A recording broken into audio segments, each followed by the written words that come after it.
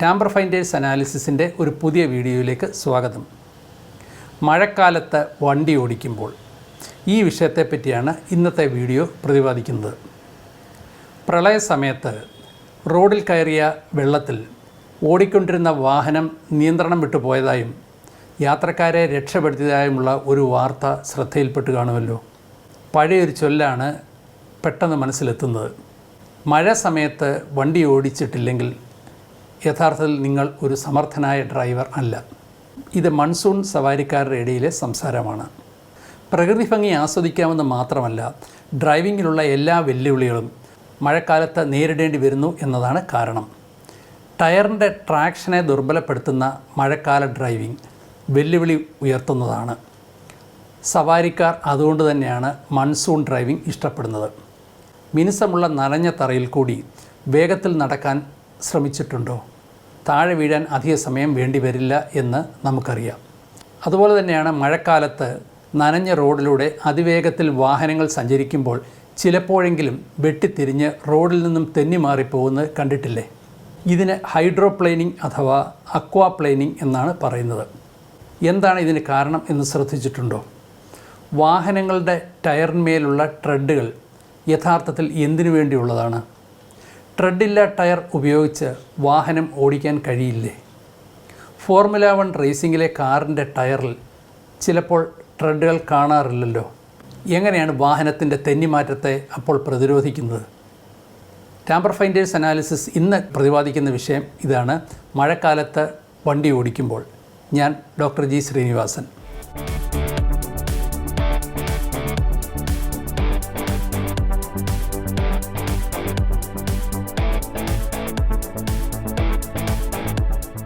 എന്താണ് അക്വാപ്ലേനിങ്? ഒരേ സ്ഥലത്തുകൂടി ഒരേ സ്പീഡിൽ പോകുന്ന എല്ലാ വാഹനങ്ങളിലും അക്വാപ്ലേനിങ് ഉണ്ടാകാറില്ല. എന്തുകൊണ്ടാണ്? സ്പീഡ് എത്രയാകുമ്പോഴാണ് ഇതിനുള്ള സാധ്യത വർദ്ധിക്കുന്നത്? വാഹനങ്ങൾ റോഡിലൂടെ കൃത്യമായി സഞ്ചരിക്കുന്നതും ഡ്രൈവർ തീരുമാനിക്കുന്ന സ്ഥലത്ത് തന്നെ നിർത്താൻ കഴിയുന്നതും ടയറും റോഡും തമ്മിലുള്ള ഫ്രിക്ഷൻ മൂലമാണെന്ന് നമുക്കറിയാം. ഫ്രിക്ഷൻ ഇല്ലാത്ത അവസ്ഥയിൽ റോഡിൽ കൂടി വാഹനം ഓടിക്കാനാവുമോ? മിനുസമുള്ള തറയിൽ എണ്ണ ഒഴിച്ച ശേഷം നടക്കാൻ ശ്രമിക്കുന്നത് പോലുള്ള അനുഭവമാവും അത് സൃഷ്ടിക്കുന്നത്. വെള്ളം കെട്ടിനിൽക്കുന്ന റോഡിൽ കൂടി അതിവേഗം ഓടിക്കുമ്പോൾ പലപ്പോഴും വാഹനം ഡ്രൈവറുടെ നിയന്ത്രണത്തിൽ നിന്നും മാറി സ്റ്റിയറിംഗ് തിരിക്കാതെ തന്നെ ഒരു വശത്തേക്ക് തെന്നിപ്പോകാറുണ്ട്. വാഹനത്തിൻ്റെ വേഗത കൂടുതലാണെങ്കിൽ ഇങ്ങനെ തെന്നിമാറുന്നത് കൂടുതൽ അപകടകരമാകും.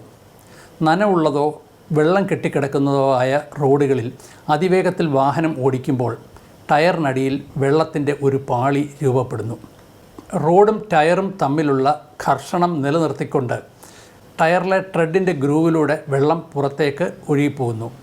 വേഗത കൂടുമ്പോൾ ട്രെഡ് വഴി പുറന്തള്ളാൻ കഴിയുന്നതിനേക്കാൾ കൂടുതൽ വെള്ളം ടയറിനടിയിൽ കുടുങ്ങുന്നു. അങ്ങനെ റോഡിനും ടയറിനുമിടയിൽ വെള്ളത്തിൻ്റെ ഒരു മർദ്ദം രൂപപ്പെടുന്നു. വെള്ളത്തിനെ അധികം കംപ്രസ് ചെയ്യാൻ കഴിയില്ല എന്ന് നമുക്കറിയാമല്ലോ. അതിനാൽ ഈ സമ്മർദ്ദം കാരണം ടയർ റോഡിൽ നിന്ന് ഉയരുന്നു. റോഡും ടയറും തമ്മിലുള്ള സമ്പർക്കം വേർപെടുന്നതിനാൽ ബ്രേക്ക്, ആക്സിലറേറ്റർ, സ്റ്റിയറിംഗ് എന്നിവയുടെ നിയന്ത്രണം അസാധ്യമാകും. അതോടുകൂടി വാഹനത്തിൻ്റെ തന്നെ നിയന്ത്രണം ഇല്ലാതാകുകയും അത് തെന്നിമാറുകയോ ഒരു വശത്തേക്ക് ഓടിക്കയറുകയോ ചെയ്യും. ഈ പ്രതിഭാസമാണ് അക്വാപ്ലാനിങ്. ഇതിൻ്റെ അർത്ഥം കഠിനമായ മഴയത്ത് മാത്രമേ അക്വാപ്ലേനിങ് ഉണ്ടാവുകയുള്ളൂ എന്നല്ല. ചാറ്റൽ മഴയത്ത് പോലും വഴുക്കൽ സാധ്യതയുള്ള റോഡിൽ കൂടിയ വേഗതയിൽ ഇത് സംഭവിക്കാം. ചുരുക്കത്തിൽ ടയറിനടിയിലെ വെള്ളവും വാഹനത്തിൻ്റെ വേഗതയുമാണ് ഈ തെന്നിമാറ്റത്തിൻ്റെ പ്രധാന ഘടകങ്ങൾ. വാഹനത്തിൻ്റെ വേഗത കൂടുന്നതിനനുസരിച്ച് അക്വാപ്ലേനിങ്ങിൻ്റെ സാധ്യതയും കൂടുന്നു. മാത്രമല്ല, ടയറിൻ്റെ തേയ്മാനം ഒരു പ്രധാന ഘടകമാണ്. തേയ്മാനം കൂടിയ ടയറിൽ നിന്നും ട്രെഡ് ഗ്രൂവ് അഥവാ ചാലുകൾ വഴി വെള്ളം പുറത്തേക്ക് ഒഴുകാനുള്ള സാധ്യത ഇല്ലാതാവുന്നു. ട്രെഡ് ഡിസൈൻ അനുസരിച്ചും വാഹനത്തിൻ്റെ ഭാരം അനുസരിച്ചും അക്വാപ്ലേനിങ്ങിൽ മാറ്റം ഉണ്ടാവാം.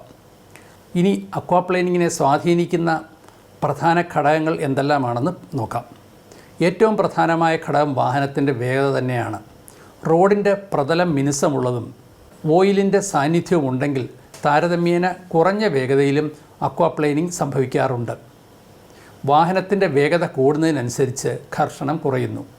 പ്രത്യേകിച്ച് മണിക്കൂറിൽ ഏതാണ്ട് 40-50 കിലോമീറ്റർ വേഗതയിലുള്ള ഒരു വാഹനത്തിൻ്റെ ട്രെഡിൻ്റെ ആഴം 3 മില്ലിമീറ്ററിൽ കുറവാണെങ്കിൽ അക്വാപ്ലേനിങ് സംഭവിക്കാനുള്ള സാധ്യത വളരെ കൂടുതലാണ്.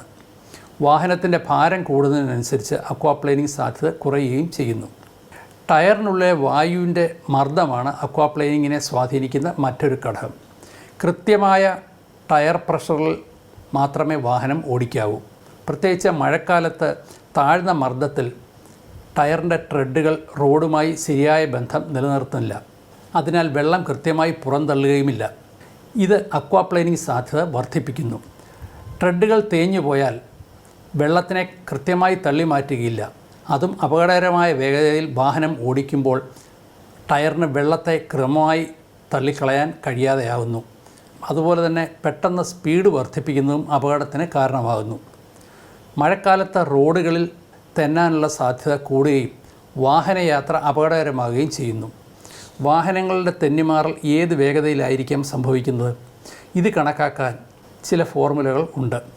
വാഹനത്തിൻ്റെ വേഗതയും ടയറിനുള്ളിലെ പ്രഷറും തമ്മിൽ ബന്ധപ്പെട്ടിരിക്കുന്നു. ഒരു വാഹനം അക്വാപ്ലേനിങ്ങിന് വിധേയമാകുന്ന വേഗത എത്ര എന്നത് സൂത്രവാക്യം ഉപയോഗിച്ച് കണ്ടുപിടിക്കാവുന്നതാണ്. വാഹനത്തിൻ്റെ വേഗതയും ടയറിനുള്ളിലെ പ്രഷറും തമ്മിൽ നേരിട്ട് ബന്ധപ്പെട്ടിരിക്കുന്നു. ഒരു വാഹനത്തിൻ്റെ ടയർ അക്വാപ്ലേനിങ്ങിന് വിധേയമാകുന്ന വേഗത അതിൻ്റെ ടയർ പ്രഷറിൻ്റെ സ്ക്വയർ റൂട്ടിൻ്റെ 9 ഇരട്ടി ആകുമ്പോഴാണ്. ഇതനുസരിച്ച് 36 pound force per square inch അഥവാ PSI പ്രഷറുള്ള ഒരു ടയറിന് ഏത് സ്പീഡിൽ അക്വാപ്ലേനിങ് സംഭവിക്കുന്നു എന്ന് നോക്കാം. ഈ ഫോർമുല അനുസരിച്ച് അക്വാപ്ലേനിങ് സ്പീഡ് എന്ന് പറയുന്നത് 54 km/h ആകുമ്പോഴാണ്. ഇതേ സാഹചര്യത്തിൽ ടയറിൽ വായുമർദ്ദം കുറവാണെങ്കിൽ സംഭവിക്കുന്നത് എന്താണെന്ന് നോക്കാം. 36 PSIക്ക് പകരം ടയറിൽ 33 PSI മാത്രമേ ഉള്ളൂ എന്നിരിക്കട്ടെ. അങ്ങനെയാണെങ്കിൽ അക്വാപ്ലേനിങ് സംഭവിക്കുന്നത് 51.7 km/h ആണെന്ന് കാണാം. ഇതിൽ നിന്നും അക്വാപ്ലേനിങ് ഏറ്റവും കൂടുതൽ ബന്ധപ്പെട്ടിരിക്കുന്നത് ടയർ പ്രഷറിനെയും വാഹനത്തിൻ്റെ വേഗതയുമാണെന്ന് മനസ്സിലാക്കാം. അക്വാപ്ലേനിങ് എന്താണെന്ന് മനസ്സിലായല്ലോ.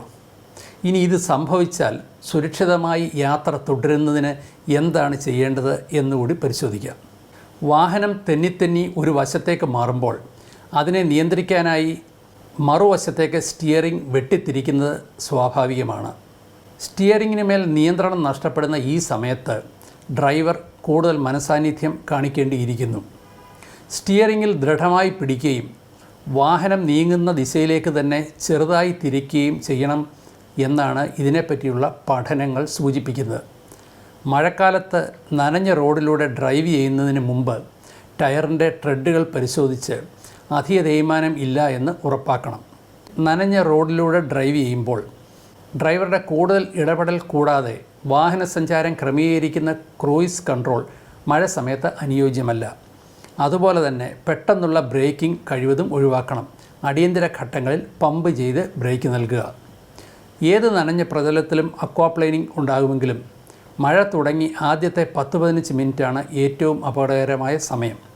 ഈ സമയത്ത് മഴവെള്ളം റോഡിലെ എണ്ണയുടെ അംശവുമായി ചേർന്ന് വഴുക്കൽ ഉണ്ടാക്കുന്നു. താരതമ്യേന കുറഞ്ഞ വേഗതയിലും ഈ സമയത്ത് അക്വാപ്ലേനിങ് സംഭവിക്കാം. ഇനി ചില തെറ്റിദ്ധാരണകൾ. ടയറുകളിൽ വിവിധ രീതിയിലുള്ള ട്രെഡുകളും ഗ്രൂവ് അഥവാ ചാലുകളും ഉണ്ടാക്കിയിരിക്കുന്നത് എന്തിനു വേണ്ടിയാണ്?